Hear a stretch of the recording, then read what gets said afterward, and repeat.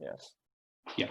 Okay. Well, thank you very much for the invitation to speak to this webinar series. I've actually been following it quite closely, and I've tried to attend most of the talks, and I've found them really very interesting and very informative.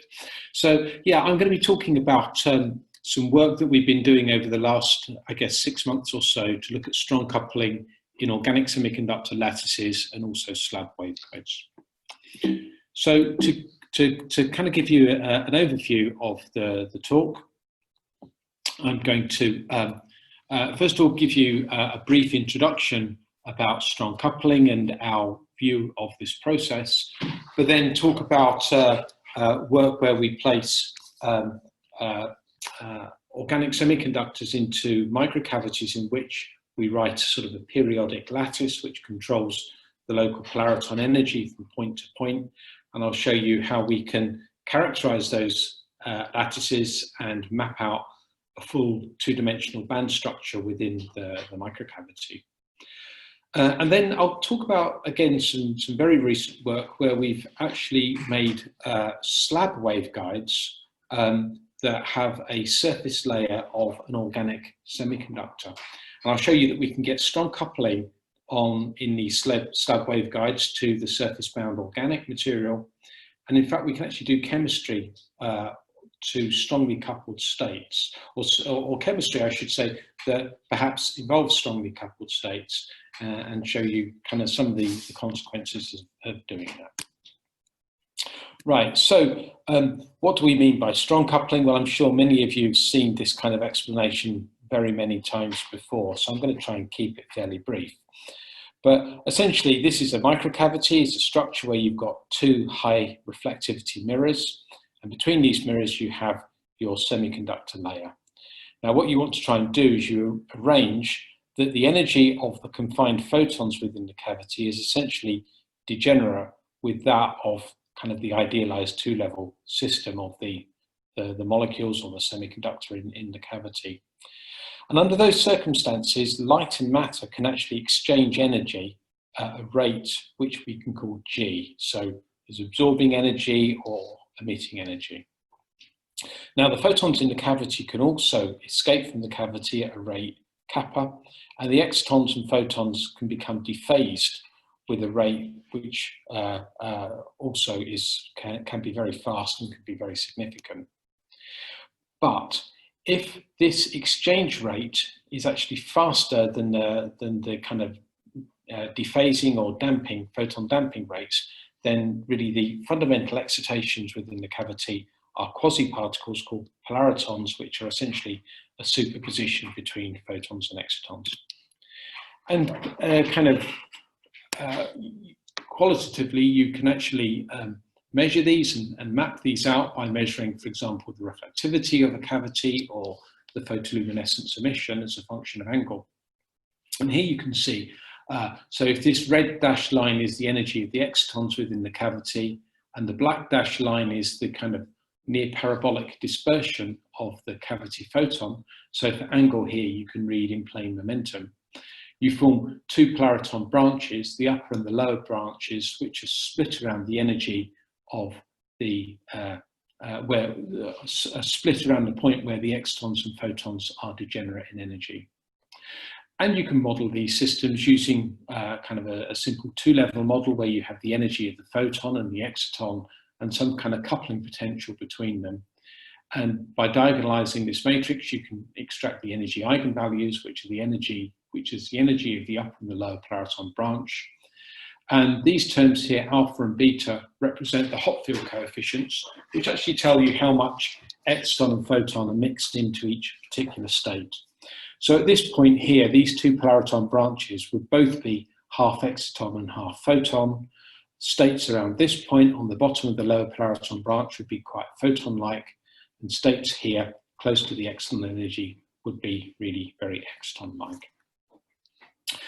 So there are many semiconductor materials that you can put into a microcavity, but I'm actually interested in organic semiconductors, and actually many other people now are also interested in organic semiconductors. And really there have been a very wide range of materials that have now been explored for organic strong coupling.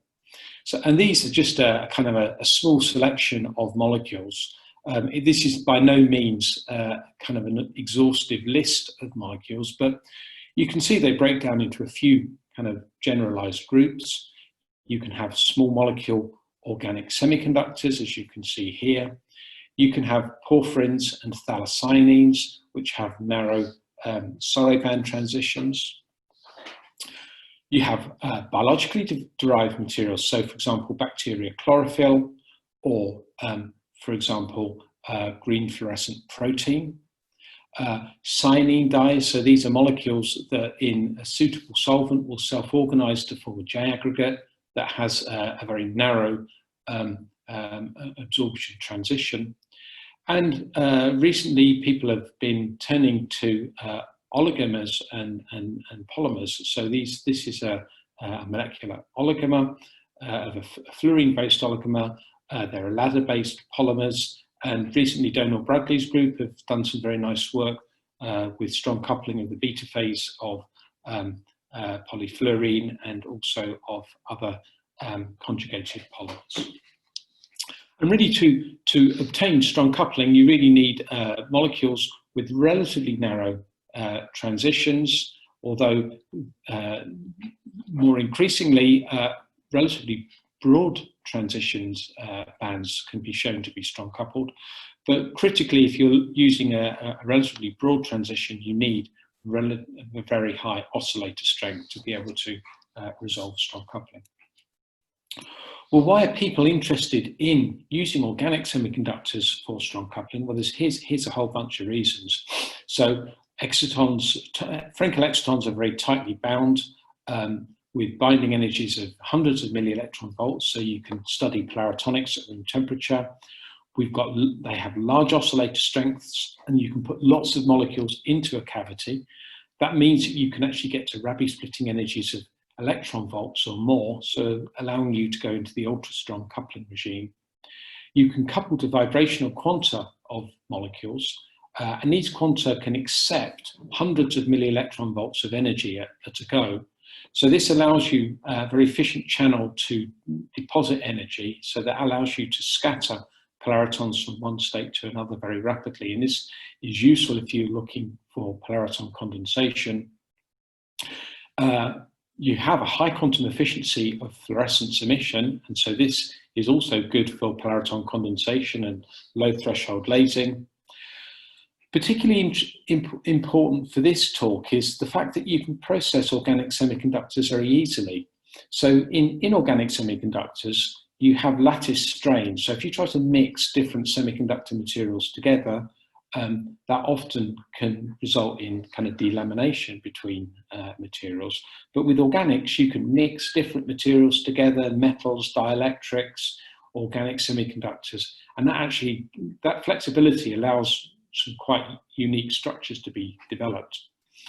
And particularly interestingly is that you can strong couple to excitonic and also vibrational transitions, and that really now has opened up the new kind of field of polaritonic chemistry, whereby you see, whereby the objective is to modify chemical reaction pathways through strong coupling. So this slide really kind of encapsulates sort of my view of what's really important about the photophysics of organic polaritons. So we have a low polariton branch, and on these polariton branch, around a fairly small wave vector, we have polariton states which essentially propagate with a well-defined Q vector and a well-defined group velocity.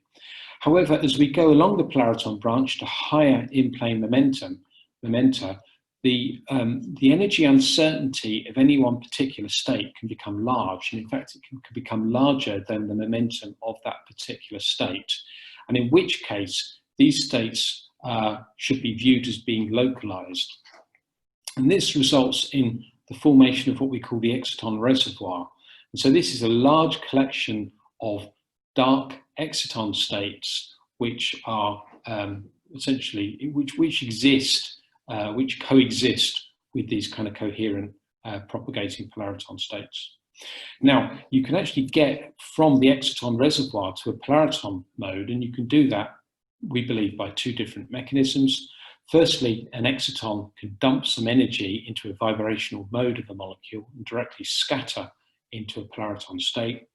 Secondly, an exciton can emit a photon, and that photon will be then absorbed by the photon-like component of a particular polariton state. And so you've got these two mechanisms which take you from the reservoir to a polariton state. And the dependence, well, which mechanism is more important is really, I think, determined by the particular molecular system that you're actually looking at. And in fact, you can easily evidence the fact that there must be a reservoir, a large reservoir of states, by measuring fluorescence decay lifetime. So this is some data from a couple of years ago by Moni et al. And they essentially looked at the fluorescence decay lifetime of various points along the low polariton branch and also over the reservoir. And they see that they're essentially identical. So that tells you that this large density of states here and relatively slow scattering really controls the dynamics of the emission that you see along the polariton branch. Okay, so I'd like to move on now to the kind of one of the main... Yeah? Sorry to interrupt. We have one question. Yeah? Hi. Sorry, I have a quick question. Do you have, are you aware of different experiments that that distinguish between the relevant contributions of optical pumping or and vibrational relaxation? Yeah, I mean, not experiments which directly compare the two, but I think if you have a highly fluorescent molecular system, then this optical pumping process will be really quite efficient, and you'll see most of this pumping will come through a direct optical pumping process. If you have molecules which have a low degree of fluorescence efficiency, then this process is basically very weak. And so the vibrational relaxation is the process which happens most efficiently. So for example, if you have a microcavity with J aggregates in it, so the J aggregates typically have a relatively low fluorescence efficiency, and so this vibrational relaxation is most important. And then you can evidence this by essentially seeing a series of resonances along the lower polariton branch, which correspond to coupling with different vibrational transitions. If you've got molecules which are highly fluorescent, then you don't tend to see this process, and this kind of process wins out. The other thing that's quite interesting is that even if you have a fluorescent material and then you pump the system very hard, then it seems that actually this vibrational relaxation process becomes more important. And so there's some nice work that from Pavlos Lagoudakis, who's been looking at organic transistors made from condensates. And there, if you excite a vibrational quanta above this polariton branch, so up here, and match the energy separation to a vibrational quanta, then you can see that scattering process basically take over. I see, but then this vibrational relaxation is most evident only in the onset of condensation. Those are the experiments. I think so, yeah. It becomes particularly important in that condensation process. Okay, that's very interesting. Thank you very much. Okay, thank you. Sorry, we got another question from Professor Gila Dahara. Yeah. So I got a little bit confused by your answer to Joel, because I thought that the reservoir states are actually dark, but you say that they're actually, they can optically pump the lower. Oh, okay, so sorry, maybe that was, I meant dark in as much as you don't then tend to detect them outside a microcavity, but I guess they're still able, you've still got molecules within this within the cavity that are able to emit photons, and then those photons would be absorbed by the Polariton mode. So you wouldn't actually see, I guess you don't directly see the emission from the reservoir, but you see the photons that come from the reservoir via the fact that they've actually pumped the Polariton modes. So you view this as actual emission or something that is more akin to resonance energy transfer? No, it's definitely not resonance energy transfer. It like FRET. I guess it's a process which is mediated by. I see. Thank you. Right. So I guess the first topic I want to talk about is Polariton lattices. So what is a Polariton lattice? Essentially, the idea is to take a microcavity where you have two mirrors and you have optical confinement that goes between the mirrors. But then between the mirrors, you have your active layer, and you pattern in this active layer some kind of periodic potential. And this actually results in the creation of a two-dimensional band structure within the plane of the cavity. And so really, I guess the physics of this is almost identical to what you would have in a regular semiconductor crystal, where you have a periodic lattice of atomic potentials and electrons that can essentially tunnel between those states. And then when the wave vector of the electron matches states at the edge of the Brillouin zone, you get an energy gap and you get the arrival of semiconducting properties. And really, you can do exactly the same for polaritons within a microcavity, as you can see here. So what you need is some way of modifying that lateral confinement potential.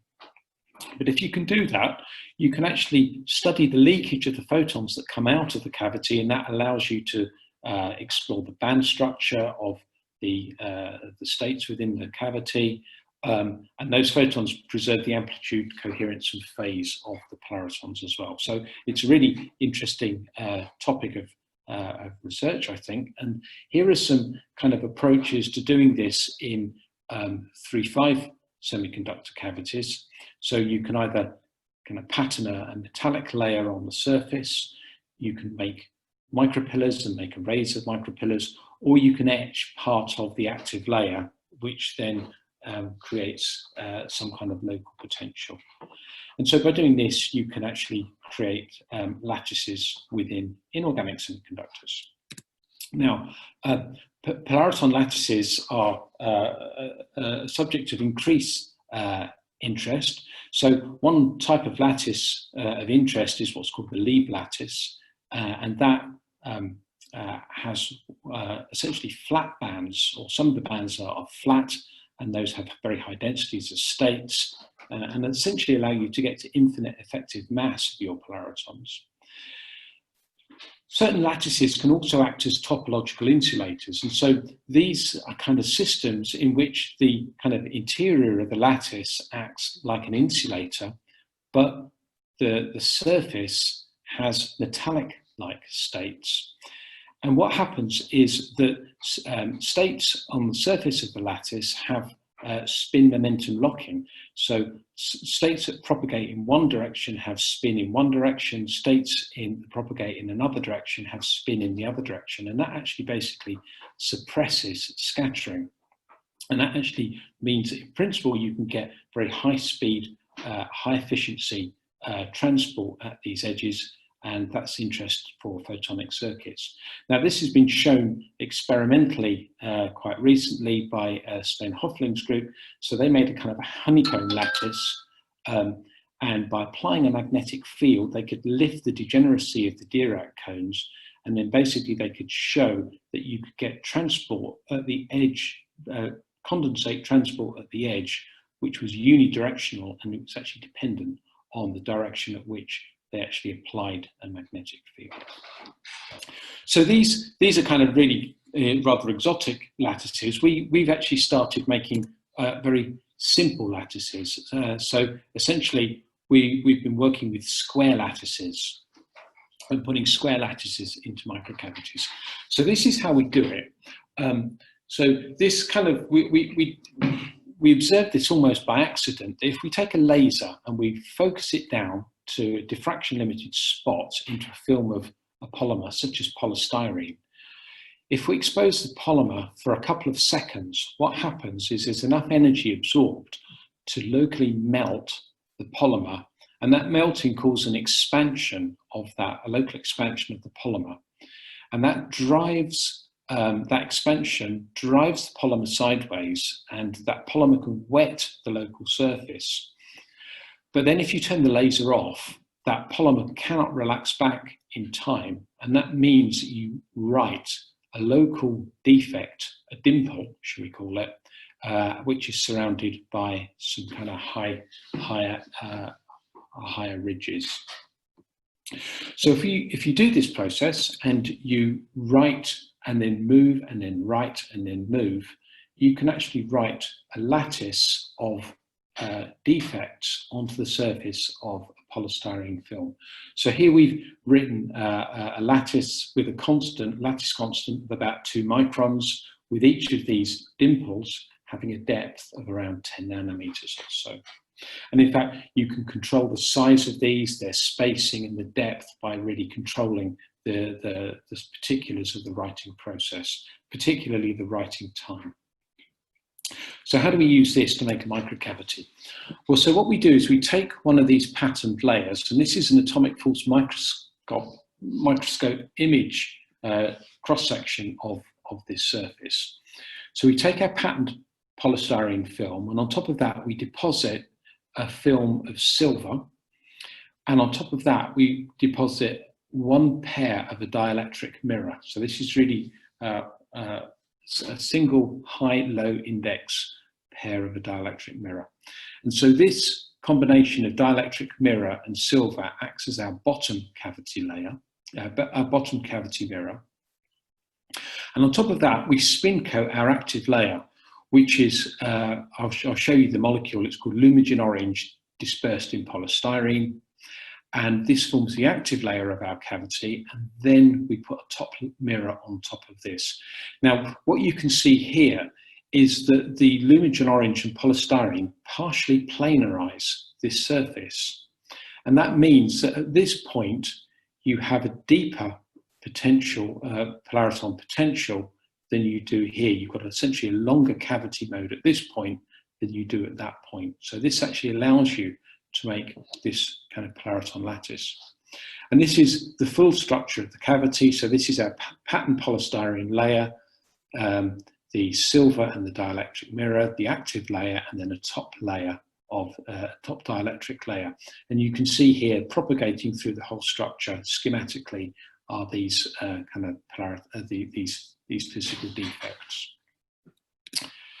So this is the molecule that or the molecular system we put in the cavity. It's Lumogen Orange. It's essentially a perylene dye.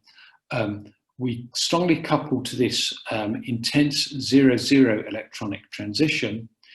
And when we measure fluorescence, you can see that we see fluorescence from the 0-0 transition, but there's also a redshifted intense emission here, which we believe comes from intermolecular excitons. So we can first of all characterize the cavity away from the patterned film. So this is really characterizing the kind of control microcavity. And we can either measure reflectivity or photoluminescence emission, and this is kind of energy dispersed as a function of angle. So this is reflectivity. You can see the lower Polariton branch here. You can just about see some of the upper Polariton branch. It's rather difficult to completely see it because our cavity has a high degree of negative detuning, and that means that resonance only occurs at high off-axis angles. But nevertheless, we get a Rabi splitting energy of around 100 millielectron volts. If we measure photoluminescence emission, you can see the upper branch is almost completely dark, but we see strong emission from the lower Polariton branch. And that occurs because these energies really correspond to this high intensity excimer emission, which optically pumps these states very, very efficiently. Now, I should say, because of this large negative detuning, states at the bottom of this Polariton branch are really very photonic. So we think that the exciton fraction in these states is only a couple of % or so. So how do we study these cavities? Well, what we do is we use K-space imaging and also tomographic imaging. So I'll just quickly describe this technique because it's quite interesting. So we take our microcavity and we focus our laser onto the surface of the cavity. And then we have a lens positioned at one focal length from the surface of the cavity. Now, at the next focal length, we create what's called the Fourier plane, which basically is a Fourier transform of the emission from this surface. Now we have a second lens, which is also placed at its focal length from this Fourier plane. And what that does is basically images the Fourier plane into the spectrometer. Yeah, so the image that we create in the spectrometer is an image of the Fourier plane, or the Fourier transform. So essentially what we're doing is the emission from the cavity, the spot that we create here is this Fourier transform of the emission. And by putting a slit along the center of the spot, we take this image and then that goes onto the grating and then the CCD. So the grating then disperses it as a function of energy, and then we've got this dispersion in, this Fourier transform K-space dispersion in this direction, and then that directly reconstructs the dispersion curve on the CCD. However, so that's useful to just have a single slit going across the middle of the spot, but you may ask, well, what happens in this direction, or in this direction, or in any arbitrary directional or any point within this spot? Well, in fact, you can actually think of this spot as being like a parabola in momentum space. So what we then do is this slit, we actually move the slit over the surface of the parabola, essentially by moving this lens across the slit. And then by reconstructing the kind of parabolas that we measure at each point, we can actually reconstruct the whole of the kind of two-dimensional surface here. And that basically allows us to very quickly reconstruct the entire band structure of the emission from the cavity.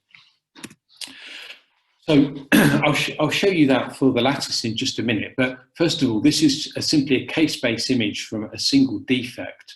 So this is our single defect, and when we measure the K-space image, we see this bright band which corresponds to an S-type mode, and then this double lobe structure here which corresponds to a P-type lobe. And the depth of this, this confining potential is about 50 millielectron volts, and we can actually modify that by simply controlling the writing time.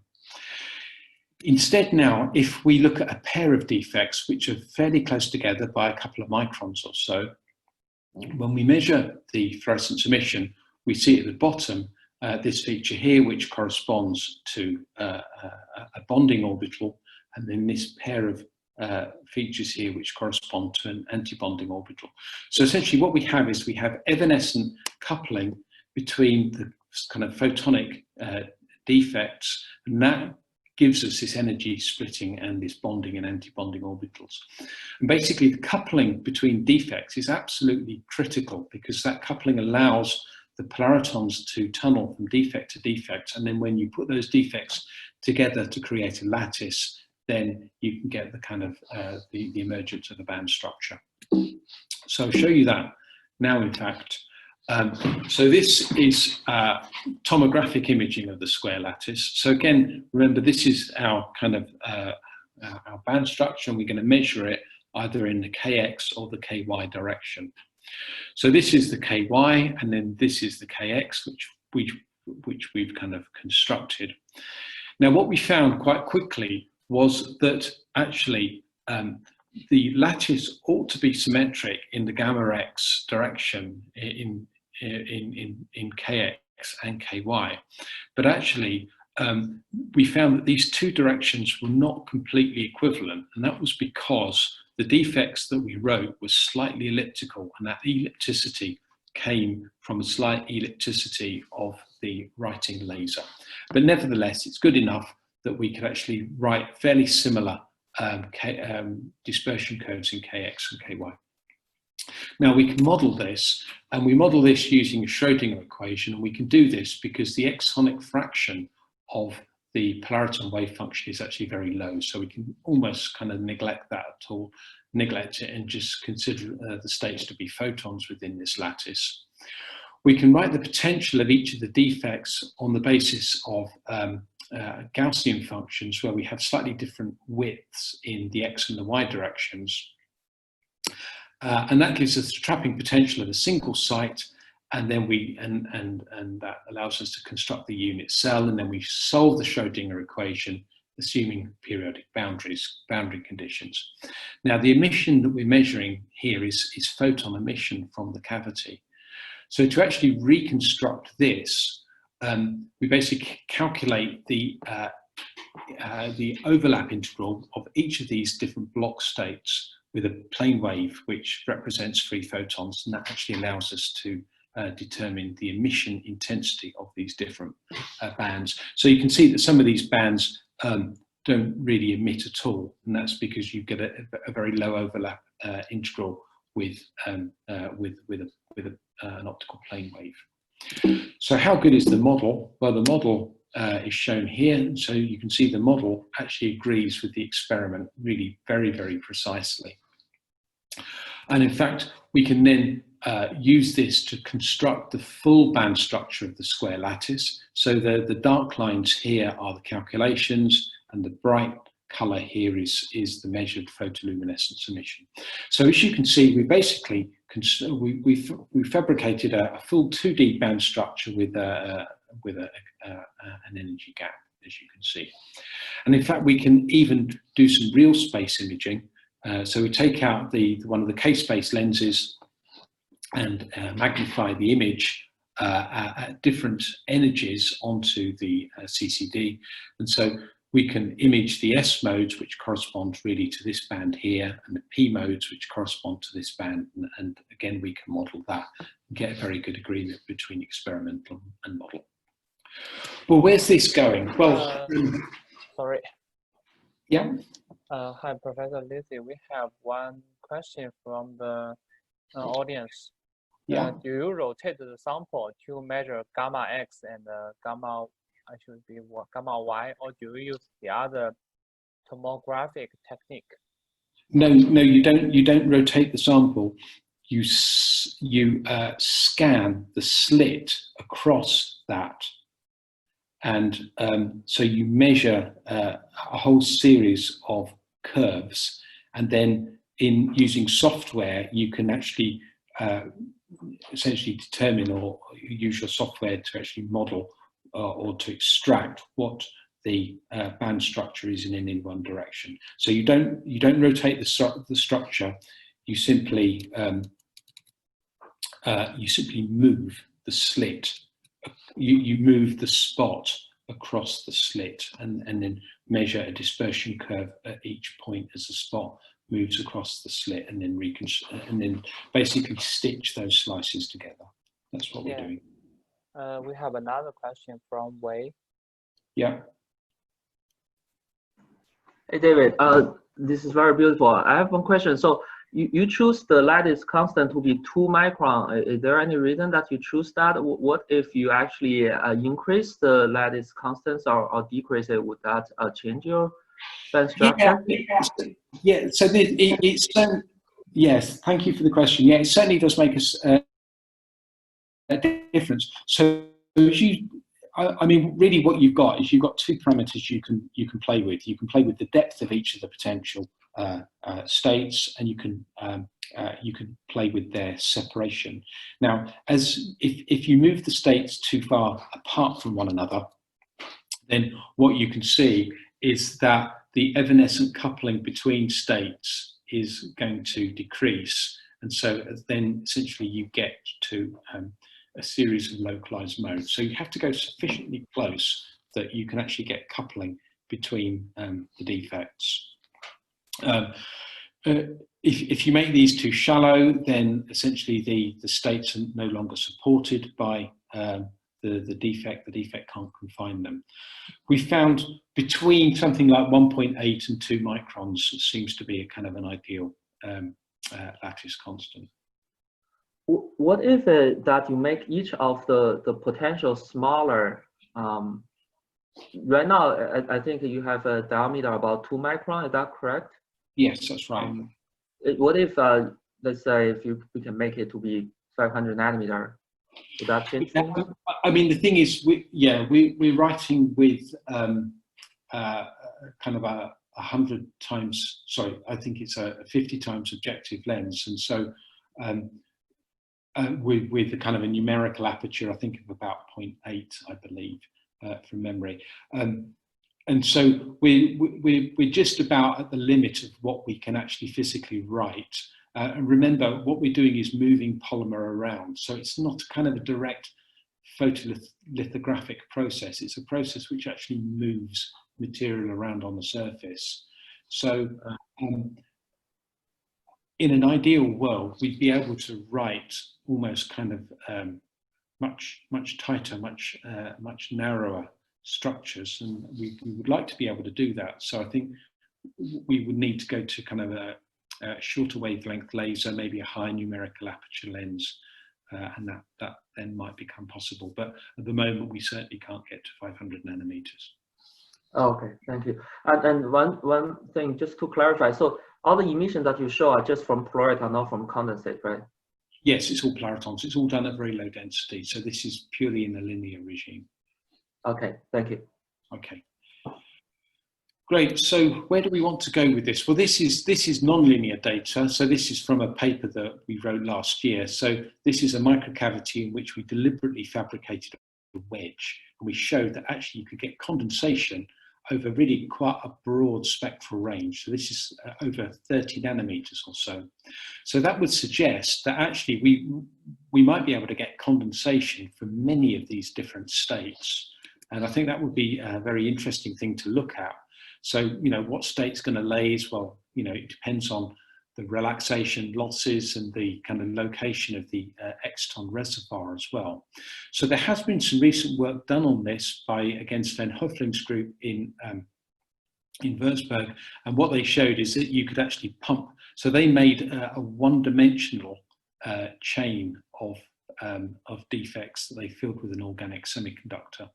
And they showed that actually, if you excited at different points within this chain, you could get emission from S mode, bonding S modes, anti-bonding S modes, as you can see here, or actually P mode. So there's actually a lot of opportunity now, I think, to actually explore this in some detail in these kind of structures.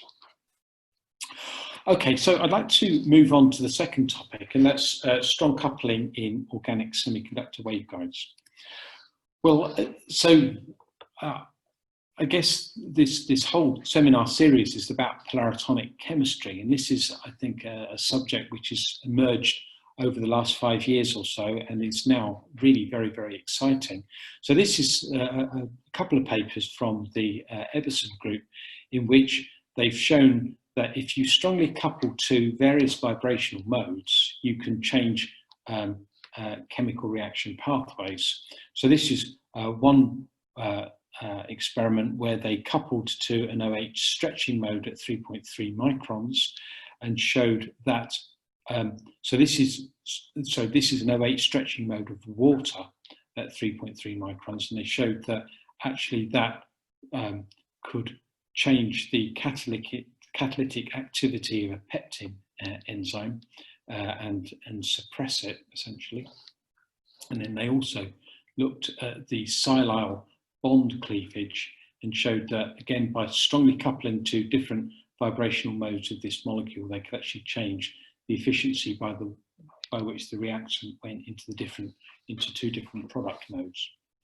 Now, a lot of these experiments are done using microcavities, which are essentially built into microfluidic chambers. So here you can see, so this is again taken from a paper, one of Eberson's papers. So you have a microfluidic channel between two gold mirrors.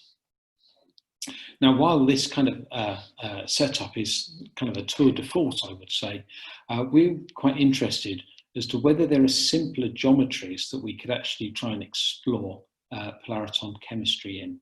So the next part of this talk is really about trying to develop a new type of structure that we can do Polariton chemistry. Now, what we have developed is this structure here, which is essentially a low refractive index layer of silica on top of a high refractive index layer of niobium oxide with an organic layer at that surface.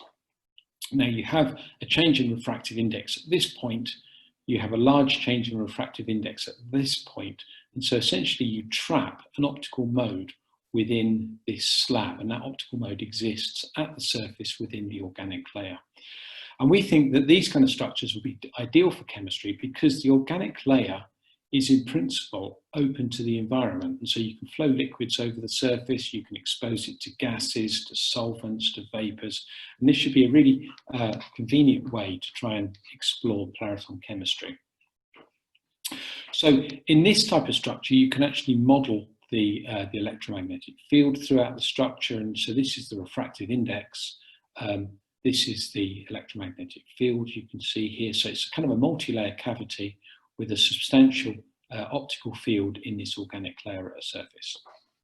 So the first thing that we did is just to look at the reflectivity of a control structure, which is a silica film and on a niobium slab.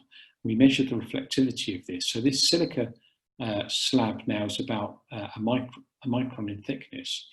And here you can see the dispersion of two optical modes. So there's no surface layer on this, and you just get a simple dispersion of optical modes. Now, instead, we cover this cavity with a surface layer of this cyanine dye dispersed in a polymer a gelatine matrix. And here we've got a very strong and intense absorption at about 635 nanometers or so. And we can then coat this onto the surface of the slab. And when we do this and measure reflectivity, so the color scale is the reflectivity, the symbols are a transfer matrix reflectivity model. Here you can see, we see apparent anti-crossing around the wavelength of the peak of this, this cyanine dye. So is this strongly coupled? Well, we thought about this for some while, and there's a paper, a very famous paper by Savona in 1995 that gives the condition for strong coupling. So the condition is that G, which is essentially half of the Rabi splitting energy, G squared must be greater than half of the half width, half maximum cavity mode line width squared plus half width, half maximum of the exciton line width squared. Oops, sorry. And if you plug these numbers into it, you'll find that we actually just meet this condition for strong coupling. So we do strong couple to this molecule that sits at the surface. Now, instead of just simply doing strong coupling to a molecule, we were interested to see whether we could do any chemistry to states at the surface. So we replaced the J-aggregate cyanine dye with this molecule here, mesotetrophenyl porphyrin, that was dispersed in a polymeric matrix. Now, we chose this molecule because it's a very simple molecule that allows us to do chemistry, and so simple chemistry that even physicists can do it. So essentially, if you take this molecule and you expose it to a hydrochloric acid vapor, you go from an unprotonated form of the molecule to a protonated form. And then if you expose this protonated form to ammonia, you drive the reaction back in the other direction to form an unprotonated form. And usefully, the unprotonated and protonated form have different absorption transitions. So you can see that here. This is a control film, So this is the unprotonated form, and we have this strong band here that we call S1.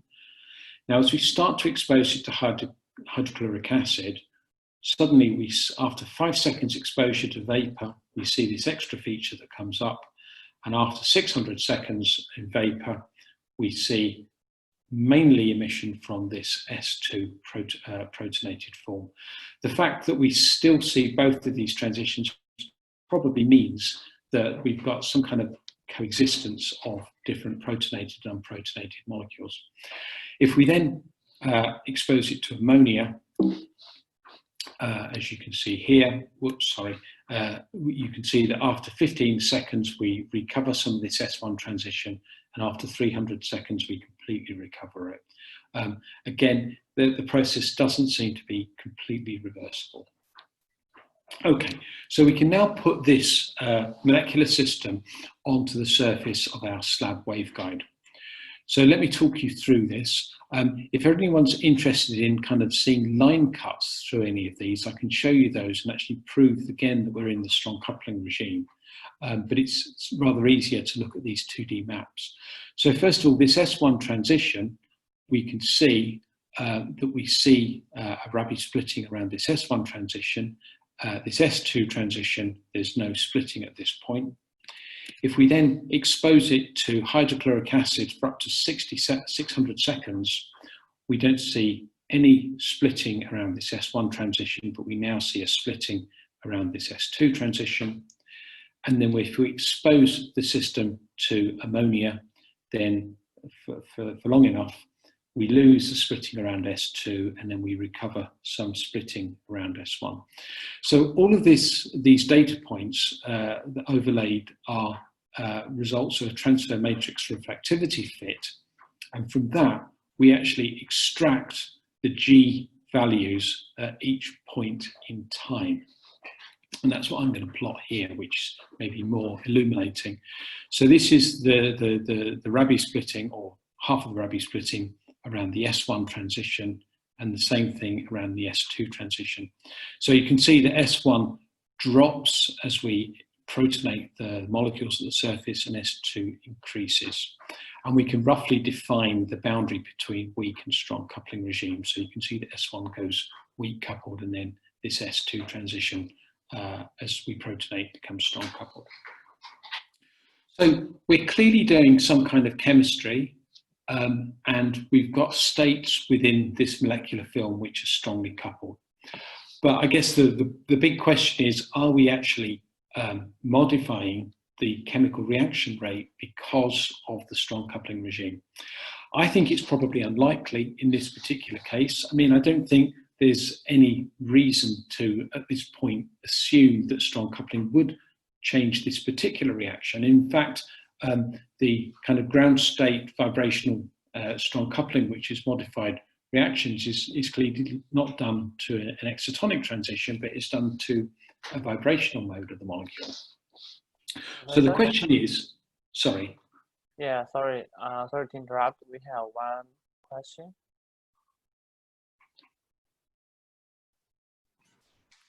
Hi, I have a small question about the experimental setup.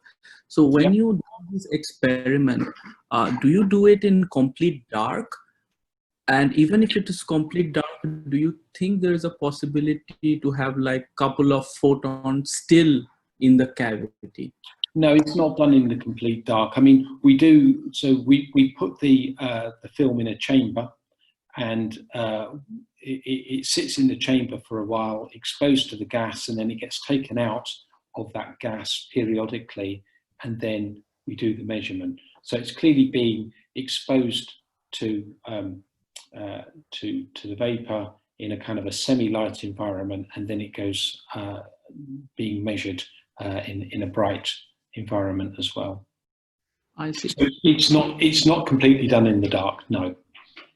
So do we have an estimate of how many photons can we expect to be there inside the cavity in these kind of situations? I guess we haven't really calculated that, but I think I agree it would be interesting to actually see whether we actually modify these processes by by changing the intensity of the ambient light. I should say that, you know, we're very much at the beginning of the journey for this set of experiments, and I think doing some very careful controlled experiments would be the first step to do this. But no, at the moment we don't know how many photons are there during this protonation or deprotonation reaction, and that would be a clearly important part of doing this in a very quantitative way. Thank you. Thank you. Okay.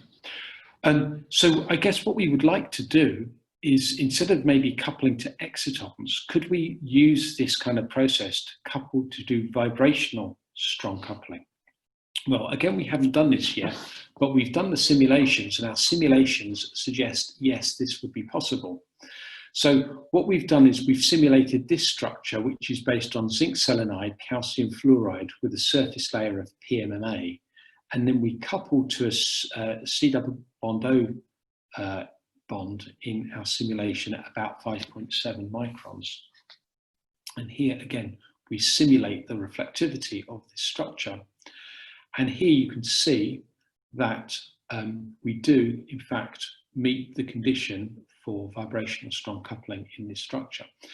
So really, I guess that would be the next job to do, to see whether we could see vibrational strong coupling of molecules placed on the surface of one of these slab waveguides.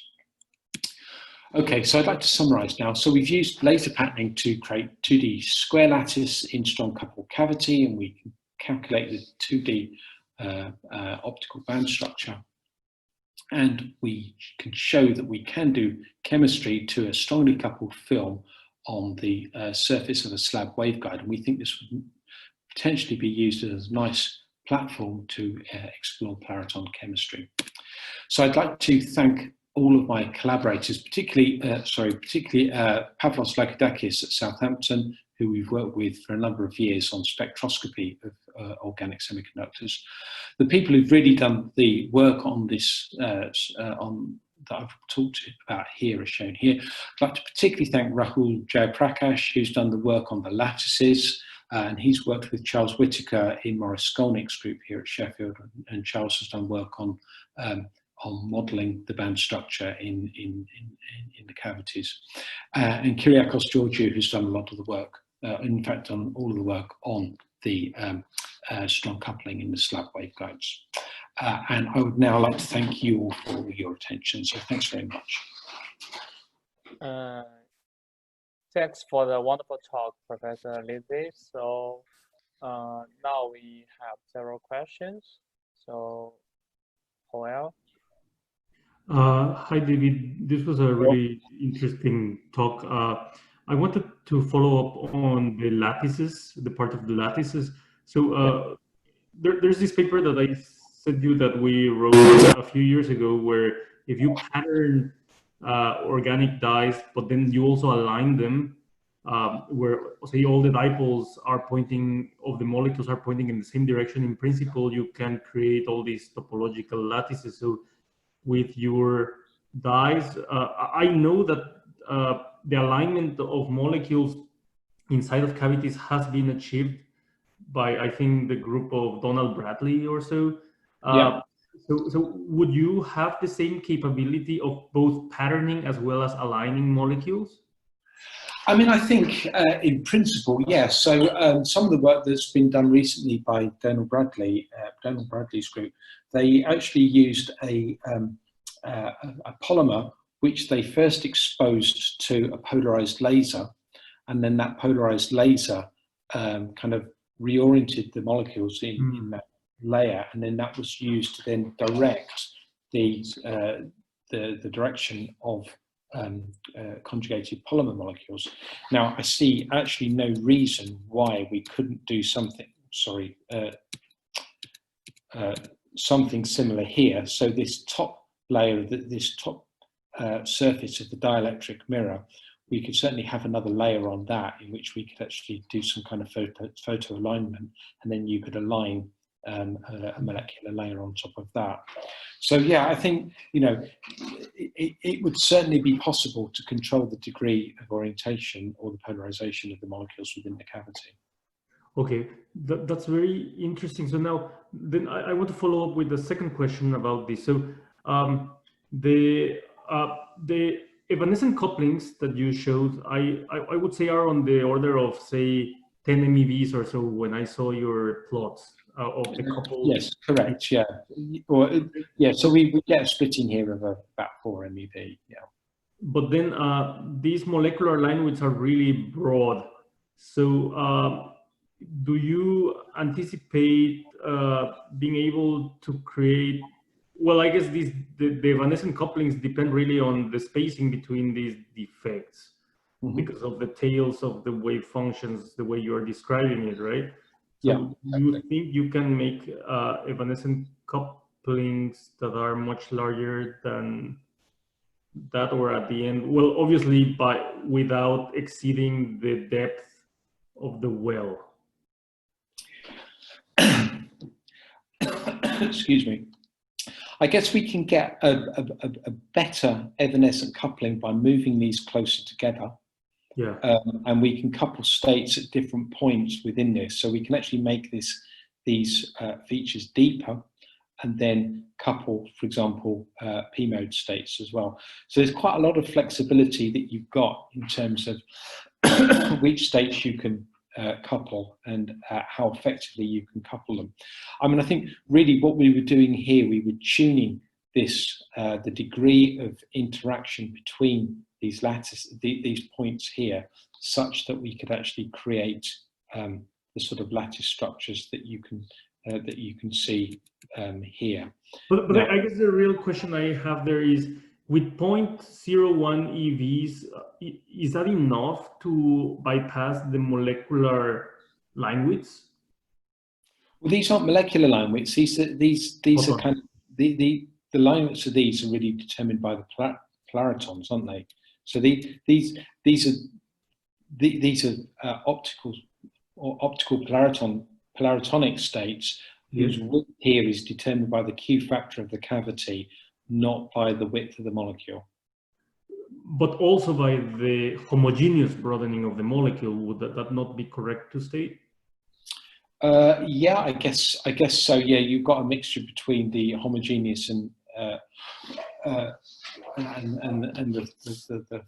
photon line width, but clearly you can see here that the width of this is only is sufficiently small that you can clearly resolve this kind of splitting. All right. Thank you very much. Okay. Yeah, we get several more questions. So wait. David, I have some question about the second part of your talk. So you show that you can do it with a solid film. A lot of chemistry are done in liquid phase. Do you see the way that it can be moved to liquid phase? Absolutely. So I didn't show the results here for the sake of brevity, but we can take exactly this structure and we can put it in solution, and we can measure the reflectivity of the top surface while it's in water, and then you can see strong coupling of the system in water. So, I mean, you've still got your organic layer here, which would still be a solid film, but you can certainly expose that to a liquid and do measurements while it's exposed to a liquid. Okay. Okay. And in terms of Q factor and stuff like that, how does it compare to the fiber cavity? Oh, that's a good question. Yeah, the Q factor is pretty low, to be honest with you. The Q factor is maybe about 20 or 30. Okay. Yeah. But as I say, it's still sufficient to get you into the strong coupling regime. Right. Yeah. Thank you. And more questions. So, Bing, yeah. Hi. So I have two questions about the Polariton lattice part. One question is, so you use, I noticed you use silver and DBR, this combination for the bottom mirror. Yeah. Mm-hmm. Is there a specific reason? I think so. This is actually quite an interesting topic that we're working on at the moment. So essentially it allows you to create a mirror that has very high reflectivity. So the reflectivity of that silver and the single dielectric mirror pair is around 99%. And so it allows you to get to a very high reflectivity without actually having to put many layers down. So that actually allows you to preserve the kind of corrugations of the substrate. So essentially you're not reducing that pattern by only putting a couple of films down onto it. I think one of the other possible advantages to using a metal is for lasing and condensation studies. So very often if you pump these structures hard, the photo bleaching is a problem, but also the local generation of thermal energy is also very problematic as well. And that can cause microcavities to essentially explode because you put too much thermal energy into them. So actually having a kind of a composite mirror based on a metal and a single dielectric film should be much better for thermal conductivity, and so might make a better choice for a laser. I see. So my second question is about, so for the example you show is, I think is negative, large negativity tuning example. And also in your model, you mentioned that the polariton is highly photonic. You ignore, the exciton-photon interaction. So I'm wondering if you study a positive detuning sample, I mean, if the band structure or some other stuff will be changed, or I'm just curious about that. Yeah, I think it certainly would be changed. I guess at the moment we haven't done that, but yeah, the band structure would certainly be modified, and you'd have to use something like the Gross-Potocki equation as well to model the system, because you'd have to include exciton-exciton interactions. I see. Okay, thank you. Okay. And more questions from Donna Bradley. So yeah.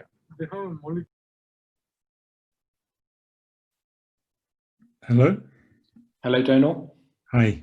So I was just going to comment on the question about orientation and what that allows you to do. So we looked at doing alignment using liquid crystalline phases of conjugated polymers. And in the past, we'd done that by using rubbed polyimide, which is not a very compatible method for making good quality microcavities. But it turns out that there are photo alignment materials, and the surprising thing is that they're very thermally stable, so that it does allow you to do a photo alignment process, even to align conjugated polymer where the isotropic melt is up at 260 centigrade. And so by doing that, the alignment allows you to optimize the oscillator strength along the axis of the polymer, and so you can end up with a Rabi splitting G value of 1.8 electron volts against an exciton energy of about 2.8 eV, so 65% of the exciton energy. And then recently we've been working on using laser writing to write patterns in the orientation. And so it turns out that we can do a laser writing process that gives us a resolution down to just submicron at the moment. Mm-hmm. So in principle, it's possible to write patterns which then transfer into an orientation pattern for the conjugated polymer. So I think it would be very interesting to see how that could to write these sorts of structures. The PhD student who did all of this work, Florian Leroux, I think he might be interested to give a talk in this series. So if you'd like to hear more about that work, Florian, I think, would give a very good presentation. Well, you might remember, Donal, that I was his PhD examiner. Yes, I know, David.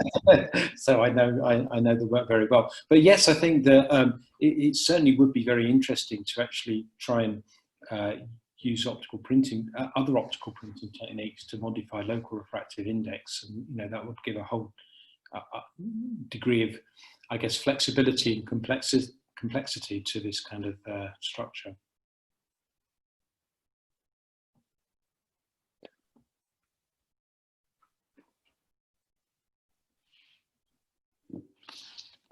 And more questions from Jeff.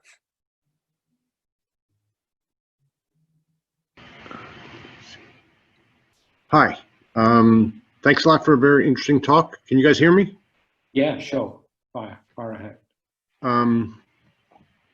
Let's see. I'm not sure where to start. Let's see. Have you seen any examples of people trying to do Bose-Einstein condensate modified chemistry?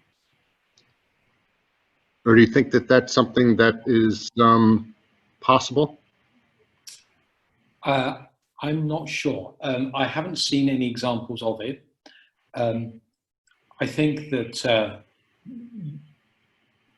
I guess so. I guess it comes back to this question here: how are you going to do chemistry? Are you going to be able to do it? Would you be able to form a Bose-Einstein condensate in something like this, or perhaps something like this? So let's assume for a minute that yes, you could create a Bose-Einstein condensate. That Bose-Einstein condensate needs to last long enough to actually be able to do a chemical reaction. We have recently managed to demonstrate organic Bose-Einstein condensates that live for about a nanosecond. So if you know of some good chemical reactions that take place over those timescales, well then yes, it might be possible. What that would actually get you, I'm not sure. I mean, clearly you'd have coherence across your condensate, which I don't know. Would that be useful to modify a chemical reaction? Possibly it would be. I don't know. Okay, thanks very much. No problem. And the last question from Matt.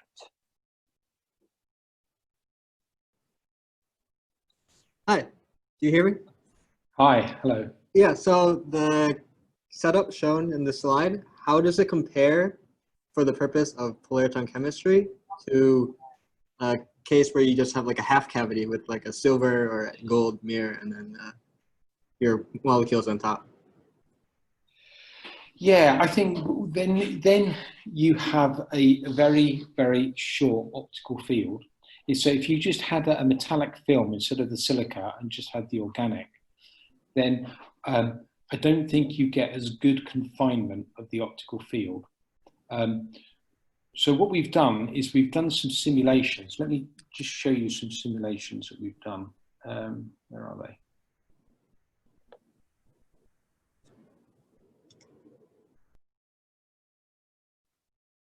Yeah, so here you go.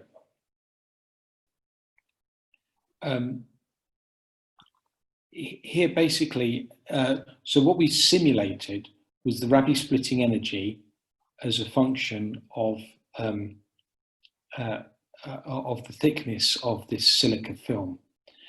And so what we find is that as you reduce the thickness of the silica film, your Rabi splitting energy, so this is simulations, this is not experiment, the Rabi splitting energy increases, but then at some point it starts to go down. We're not really sure why it's starting to go down at this point, but it may be that these structures, when they get very, very short, they can't really confine the optical field very well. And the mode volume, although the mode volume is getting quite small, it may be that the evanescent field is just leaking out. And so at some point, as you make this film here very thin, it basically transitions to the weak coupling regime. So I'm not sure whether a metallic mirror with just an organic film on its surface would reach the strong coupling regime. It's certainly an interesting idea, and it's something that we could look at, but my hunch at the moment says it probably wouldn't work, but I'm happy to be proved wrong. But is there anything special about the niobium oxide, or if you replace that with a metal film? No, so this is the niobium oxide is just a high refractive index layer. I guess you could try and replace this with a metal. You'd obviously have increased optical losses, but that may not be so important. Thank you. Okay, thanks.